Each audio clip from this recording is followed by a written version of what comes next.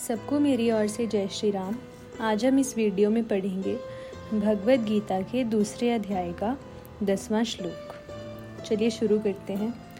संबंध: जब अर्जुन ने युद्ध करने के लिए साफ मना कर दिया तब उसके बाद क्या हुआ, इसको संजय आगे के श्लोक में बताते हैं।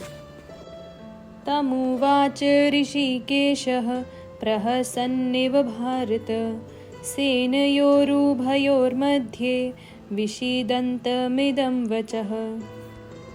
व्याख्या: तमुवाच ऋषिकेशः से विषीदन्तमिदं वचः। अर्जुन ने बड़ी शूरवीरता और उत्साहपूर्वक योद्धाओं को देखने के लिए भगवान से दोनों सेनाओं के बीच में रथ खड़ा करने के लिए कहा था। अब वहीं पर अर्थात दोनों सेनाओं के बीच में अर्जुन विषाद मग्न हो गए।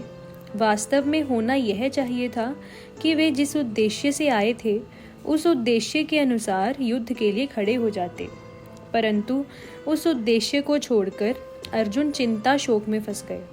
अतः अब दोनों सेनाओं के बीच में ही भगवान शोकमग्न अर्जुन को उपदेश देना आरंभ करते हैं।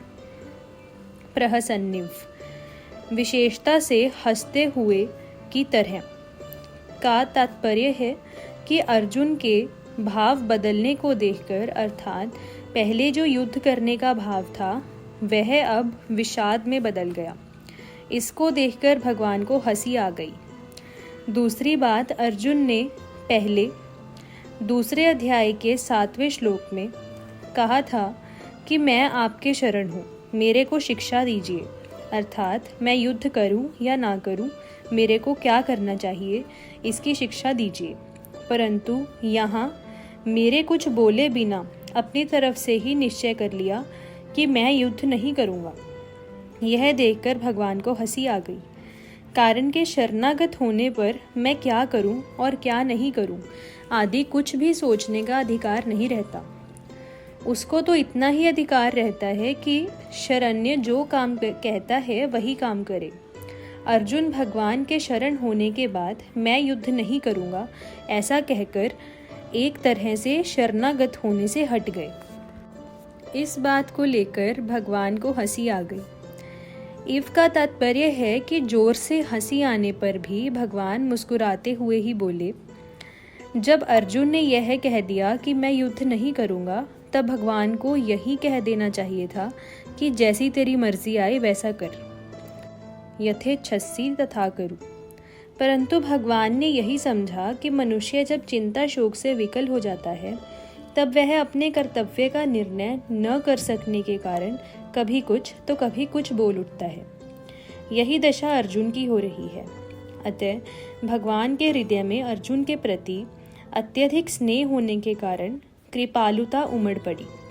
कारण के भगवान साधक के वचनों की तरफ ध्यान न देकर उसके भाव की तरफ ही देखते हैं। इसलिए भगवान अर्जुन के मैं युद्ध नहीं करूँगा इस वचन की तरफ ध्यान न देकर आगे के श्लोक से उपदेश आरंभ करते हैं। जो वचन मात्र से भी भगवान के शरण हो जाता है, भगवान उसको स्वीकार कर लेते हैं। भगवान के हृदय में प्राणियों के प्रति कितनी दयालुता है। ऋषिकेश कहने का तात्पर्य है कि भगवान अंतर्यामी है, अर्थात प्राणियों के भीतरी भावों को जानने वाले हैं।